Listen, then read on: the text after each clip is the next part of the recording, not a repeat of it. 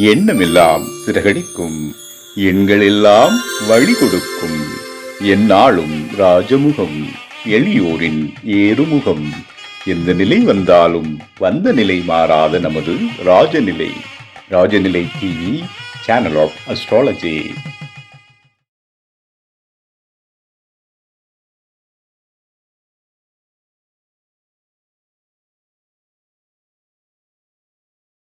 வாழ்க வையகம், வாழ்க வையகம், வாழ்க வளமுடன். அம்மா அப்பா பாதம் பணிந்து வணங்குகிறேன். ஜோதிட குருமார்களுக்கும் நவகிரகங்களுக்கும் பஞ்சபூதங்களுக்கும் பிரபஞ்சத்திற்கும் அன்பான வணக்கம். கதிரவன் மதியம் அங்காரகன் முந்தையும் கருணையுள்ள சுரதம் குருவும் காரவன் காரியம் ராகவும் கேதும் கருதுமிகு சுகமாக 11ஆம் இடம் வந்து உச்சநிலை என்ற பரிவோடு மகிழ்ந்து அல்சயம் என்று உலகெங்கும் உள்ள ராஜநிலை டிவி ரசிக பெருமக்கள் அனைவருக்கும் உற்சாகமான காலை வணக்கம். இன்று பிறந்தநாள் மற்றும் திருமணநாள் கொண்டாடும் அனைவருக்கும் ராஜநிலை டிவி சார்பாக வாழ்த்துக்களை தெரிவித்துக் கொள்வது உங்கள் ராஜநிலை எண்கணித வித்தகர் லால்குடி செந்தில்.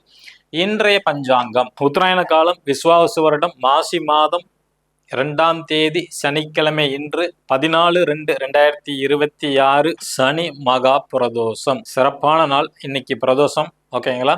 முடிஞ்ச அளவுக்கு ஈவினிங் உங்களுக்கு வீட்டுக்கு அருகில் இருக்க சிவன் கோயிலுக்கு போயிருங்க.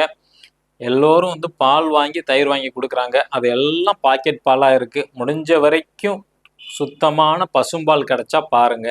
அப்படி இல்லைன்னா இளநீர் வாங்கி கொடுங்க. நீங்கள் இளநீர் வாங்கி கொடுக்கறது மிகப்பெரிய விசேஷம். அல்லது விபூதி வாங்கி கொடுங்க. ஏன்னா சிவபெருமானுக்கு வந்து இந்த 2 தான் வந்து பார்த்தீங்கன்னா ரொம்ப சிறப்பானது. அதனால வாய்ப்பு இருக்கிறவங்க இந்த 2 கடைசியாக வில்வம். ஏன்னா ஒரு சில ஊருக்கு வந்து வில்வம் கிடைக்கும், ஒரு சில பேருக்கு கிடைக்காது.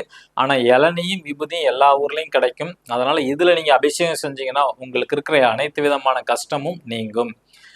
நல்ல நேரம் காலை 7:30 மணி முதல் 8:30 மணி வரை, மாலை 4:30 மணி முதல் 5:30 மணி வரை, கௌரி நல்ல நேரம் காலை 10:30 மணி முதல் 11:30 மணி வரை, இரவு 9:30 மணி முதல் 10:30 மணி வரை, ராகு காலம் காலை 9 மணி முதல் 10:30 மணி வரை, குளிகை நேரம் காலை 6 மணி முதல் 7:30 மணி வரை, யமகண்டம் மதியம் 1:30 மணி முதல் 3 மணி வரை. இன்று கிழக்கு திசை சூலம். புதிய விஷயத்துக்கு போறதா இருந்தா மட்டும் கிழக்கு திசை நோக்கி போறதா இருந்தா தயிர் சாப்பிட்டுட்டு போங்க. திதி துவாதசி திதி மாலை 4 மணி 43 நிமிடம் வரை, பின்பு திரையோதசி திதி. நட்சத்திரம் பூராட நட்சத்திரம் இரவு 7 மணி வரை, பின்பு உத்திராட நட்சத்திரம்.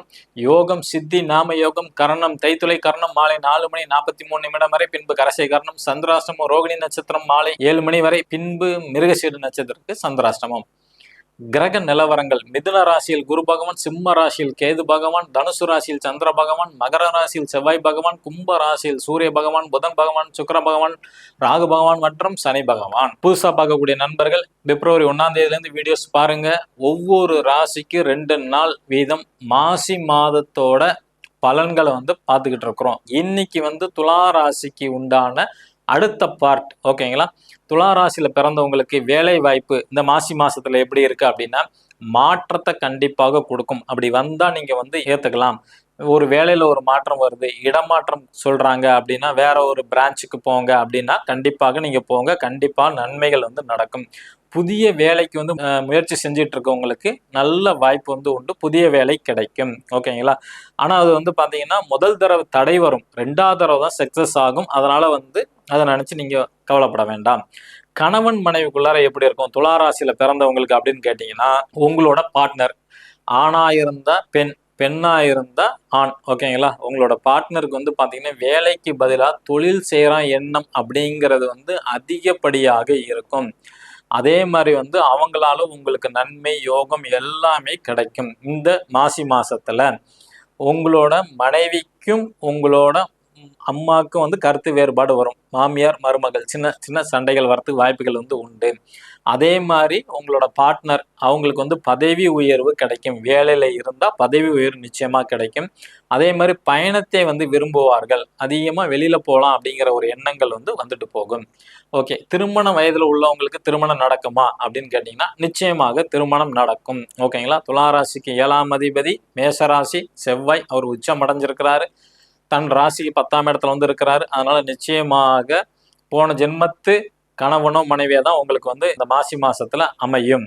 உங்களோட தந்தைக்கு வந்து எப்படி இருக்கும் அப்படின்னு கேட்டீங்கன்னா பாக்கியவான் அப்படின்னு சொல்லலாம். உங்களோட தந்தைக்கு அதிர்ஷ்டம், பேர், புகழ் எல்லாமே கிடைக்கும். குலதெய்வ கோயிலுக்கு போவாங்க, புண்ணிய ஸ்தலத்துக்கு அதிகமா போவாங்க, பயணங்கள் அதிகமாக இருக்கும் இந்த மாசி மாசத்துல பொறுத்த வரைக்கும். ஏன்னா 9ஆம் அதிபதி 9ல வந்து உட்காந்துருக்குறாங்க அவங்க ஸ்தானத்துக்கு. அதனால அதிர்ஷ்டம் எல்லாமே உண்டு. வாகனத்துல போகும்போது மட்டும்தான் கவனம், எச்சரிக்கை தேவை. ஓகேங்களா? மற்றபடி வேற ஒன்றும் இல்லை. இது வரைக்கும் உங்க அப்பா பொறுமையா இருந்தவங்க இந்த மாதம் ஃபுல்லா அட்வைஸ் அதிகமாக சொல்லுவாங்க இந்த மாசி மாசத்துல. அடுத்தது வந்து உங்களுக்கு தொழில், மாமியாருக்கு எப்படி இருக்கும் அப்படின்னு பாத்தீங்கன்னா, தொழில்ல ரொம்ப கவனமாக இருக்க வேண்டும். புதிய முயற்சிகளை தவிர்ப்பது ரொம்ப ரொம்ப ரொம்ப ரொம்ப நல்லது. ஏன்னா உங்க ராசிக்கு 10ஆம் இடம்ங்கிறது வந்து பாத்தீங்கன்னா சந்திரனான கடக வீடு. அவர் 3ஆம் இடம் முயற்சி ஸ்தானத்துல கேது சாரத்துல இருக்கிறனால நிச்சயமாக ஒரு தடை ஏற்படும். புதிய முயற்சியை தவிர்க்கிறது வந்து ரொம்ப நல்லது. அதே மாதிரி தொழிலுக்காண்டி கடன் வாங்கிடவும் கூடாது, எச்சரிக்கை. ஓகேங்களா? ஓகே. அடுத்து உங்களோட மாமியார்னு எடுத்தா அவங்க தன்னோட ஆரோக்கியத்துல கவனம் செலுத்த வேண்டும். ஓகேங்களா? வண்டி வாகனத்திலேயே அல்லது வம்பு வழக்கு பக்கத்துல உள்ளவங்களால சின்ன இடையூறுகளை சந்திப்பாங்க. பொறுமையா இருக்கிறது ரொம்ப நல்லது. துளாராசியில நீங்க பிறந்திருந்தால் உங்களுக்கு மாமியார் இருந்தா அவங்கள்ட்ட இதெல்லாம் நீங்க வந்து சொல்லுங்க. கவனமா இருக்கணும். அக்கம் பக்கத்துலலாம் சண்டை வரும் அல்லது கடன் வாங்கக்கூடிய சூழ்நிலை வரும். இதெல்லாம் தவிர்க்கிறது நல்லதுன்னு சொல்லுங்க. அடுத்தது உங்களுக்கு கூட பிறந்த அண்ணனா இருக்கட்டும், அக்காவா இருக்கட்டும், அல்லது உங்களுக்கு மருமகன் அல்லது மருமகள் யாரா இருந்தாலும் சரி, கொஞ்சம் கோப குணத்தோட இருப்பாங்க அவங்களுக்கு இந்த மாசம் ஃபுல்லாவே. ஓகேங்களா? அதே மாதிரி வந்து பாத்தீங்கன்னா உங்களோட அண்ணன் உங்களோட அண்ணி மேல பாசமா இருப்பாங்க. உங்களோட அக்கா உங்களோட மாமா மேல பாசமா இருப்பாங்க. மருமகன் அப்படின்னு இருந்தா உங்க பெண்ணு மேல பாசமா இருப்பாங்க. மருமகளா இருந்தா உங்க பையன் மேல ரொம்ப பாசமா இருப்பாங்க. அந்யோன்யமாக இருப்பாங்க இந்த மாசி மாசத்தை பொறுத்த வரைக்கும். இவங்க அனைத்து உறவுக்காரர்களையும் வந்து பாருங்க, யாராச்சும் ஒருத்தங்க வீடு வாங்குறது, நிலம் வாங்குறது, வாகனம் வாங்குறது, இந்த மாதிரி ஒரு அமைப்பு வந்து கை கொடுக்கும். நிச்சயமாக அமையும் இந்த மாசி மாசத்துல. வாங்கலாம். அட்லீஸ்ட் ஒரு 2 வீலர் கூட வாங்கலாம். அல்லது ஒரு கிராம் கோல்டு காயின் கூட வாங்குவாங்க இந்த மாதத்துல பொறுத்த வரைக்கும். பதவி உயர்வு உண்டா துளாராசியில பிறந்தவங்களுக்கு அப்படின்னு கேட்டீங்கன்னா அது வந்து வாய்ப்பு கம்மி தான். குறுக்கு வழியில முயற்சி செஞ்சாலும் கடைசியில தாமதம், தடை தான் ஏற்படும். பதவி உயர்வு வந்து எதிர்பார்க்க வேண்டாம். வெளிநாட்டு வாய்ப்புகள் உண்டா அப்படின்னு கேட்டீங்கன்னா நிச்சயமாக வாய்ப்பு கிடைக்கும். வெளிநாட்டு வாய்ப்பு. ஓகேங்களா? போயிட்டு வரலாம். ஓகே. இவங்களுக்கு துளாராசியில பிறந்தவங்களுக்கு பரிகாரம்னு எடுத்துக்கிட்டாவே குலதெய்வ வழிபாடு தான் முக்கியம் எல்லாத்துக்குமே. ஓகேங்களா? எல்லா ராசிக்குமே அவங்களோட குலதெய்வ வழிபாடு ரொம்ப இம்பார்ட்டன்ட். அமாவாசை பௌர்ணமி அன்னைக்கு போயிட்டு வந்தீங்கன்னா உங்களுக்கு தேவையான அனைத்து விதமான நன்மையும் நடக்கும். துளாராசியில பிறந்தவங்க சனிக்கிழமை போயிட்டு வரலாம், அல்லது செவ்வாய்க்கிழமை போயிட்டு வரலாம், அல்லது வந்து பாத்தீங்கன்னா செவ்வாய் அல்லது ஞாயிற்றுக்கிழமை போயிட்டு வந்தா உங்களோட குலதெய்வ அருள் நிச்சயமாக கிடைக்கும். புதுசா பார்க்கக்கூடிய நண்பர்கள் இந்த மாதிரி பர்மனன்ட் மார்க்கர் ஒன்று வாங்கிக்கிங்க. ராஜநிலையோட அதிர்ஷ்ட எண்ணை வந்து மணிக்கட்டில் எழுதுங்க. எழுதும் போது உங்களோட கோரிக்கையை நினைச்சுக்கிட்டு எழுதுங்க. ஓகேங்களா? என்ன வேணுமோ அதை நினைச்சுக்கிட்டு எழுதிங்கன்னா நிச்சயமாக 90 நாளுக்குள்ளார உங்களுக்கு சக்சஸ் ஆகும்.